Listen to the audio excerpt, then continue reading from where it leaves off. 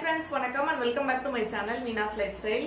இன்னைக்கு வந்து நம்ம சேனல்ல என்ன வீடியோ பார்க்க போறோம்னு பாத்தீங்கன்னா ரொம்ப நாளைக்கு அப்புறம் கொண்டக்கடலை வச்சு ஒரு ரெசிபி பார்க்க போறோங்க. இதுக்கு முன்னாடி கொண்டக்கடலை வச்சு நம்ம சேனல்ல நிறைய ரெசிபி பார்த்திருப்போம். இன்னைக்குமே அதே மாதிரி ஒரு ரெசிபி பார்க்க போறோம். அது மட்டும் இல்ல ரேஷன்ல கொடுத்த கொண்டக்கடலை வச்சு தான் இன்னைக்கு ட்ரை பண்ண போறேன். ஃபர்ஸ்ட் கொண்டக்கடலை இந்த மாதிரி ஊற வச்சு எடுத்ததுக்கு அப்புறமா தேவையான அளவு தண்ணி சேர்த்துட்டு கொஞ்சமா உப்பு சேர்த்துட்டு இது வந்து நல்லா வேக வச்சு எடுத்துட்டு வந்துடலாம். ஒரு 4 விசில் வச்சுக்கிறேன். ஃபர்ஸ்ட் பாத்தீங்கன்னா நான் கொண்டக்கடலை வேக வச்சுட்டேன். இது இப்போ ரெடியா இருக்கு. நான் ஊற வச்சுட்டு அதுக்கப்புறம் வேக வச்சு எடுத்து வச்சிருக்கேன். இது எந்த அளவுக்கு வெந்திருக்கு அப்படின்னு சொல்லிட்டு ஃபர்ஸ்ட் செக் பண்ணிக்கலாம். ஸோ இப்போ நான் வேக வச்சது வந்து பார்த்தீங்கன்னா தண்ணி இல்லாமல் வடிகட்டிட்டு எடுத்துக்க போகிறேன். நல்லா வெந்திருக்கு. தண்ணி வடிகட்டிட்டு நான் காமிக்கிறேன்.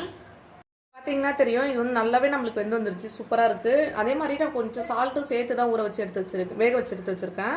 ஸோ அதனால கொஞ்சமாக சேர்த்துக்கோங்க. நம்ம வந்து ஸ்வீட் பண்ண போகிறோம், அதனால கம்மியாக தான் சேர்க்கணும்.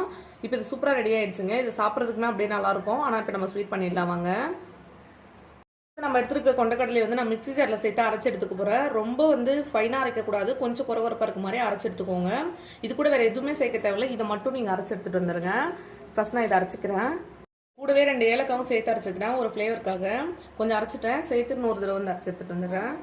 பிறகு இந்த மாதிரி தான் இருக்கும். கொஞ்சம் தண்ணியாக இருந்தாலும் பிரச்சனை இல்லை. நம்ம வந்து இப்போ வதக்க தான் போகிறோம், அதனால சரியாயிடும்.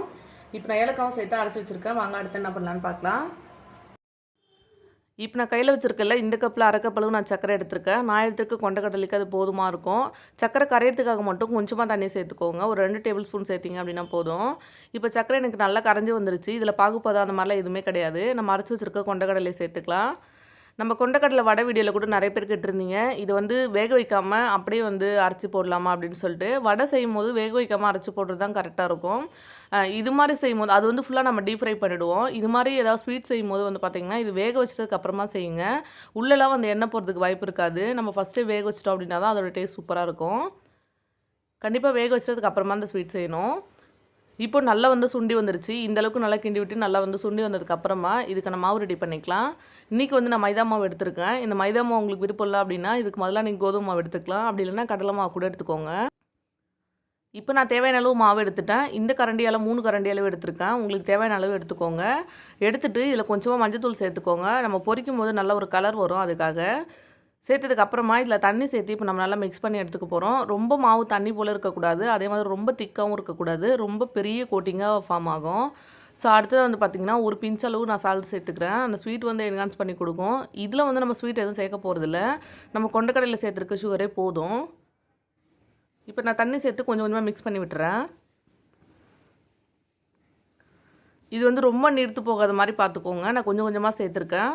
இப்போ பாருங்கள், இந்த அளவு வந்து இருந்தது அப்படின்னா சரியாக இருக்கும். நல்லா மிக்ஸ் பண்ணி எடுத்து வச்சுட்டேன். அடுத்ததாக வந்து நம்ம எடுத்து வச்சுருக்க கொண்டக்கடலை வந்து இப்போ நல்லா ஆறிட்டுருக்கோம். இப்போ இது குட்டி குட்டி பால்ஸாக வந்து பிடிச்சி எடுத்துக்கோங்க. கையில் ஒட்டாமல் இருக்கணும் அப்படின்னா கையில் கொஞ்சமாக எண்ணெய் தொட்டுட்டு அதுக்கப்புறமா வந்து பிடிச்சிக்கோங்க. உங்களுக்கு எந்த சைஸ் வேணுமோ அது மாதிரி எடுத்துக்கோங்க. ஒரு மீடியம் சைஸில் எடுத்துட்டிங்க அப்படின்னா சரியாக இருக்கும். இப்போ நம்ம செஞ்சு வச்சுருக்க பால்ஸ் எல்லாமே உள்ளே போட்டுட்டு இதே மாதிரி நல்லா வந்து புரட்டி எடுத்துக்கோங்க. இதில் கையில் கூட புரட்டி எடுத்துக்கலாம். நான் வந்து ஒரு ஃபோர்க் வச்சு மிக்ஸ் பண்ணி எடுத்துக்க போகிறேன். அதான் நான் சொன்ன மாதிரி இது வந்து பெரிய ஒரு கோட்டிங்காக வந்து ஃபார்ம் ஆகக்கூடாது. லைட்டாக ஒரு சின்ன லேயர் இருந்தது அப்படின்னாலே போதும்.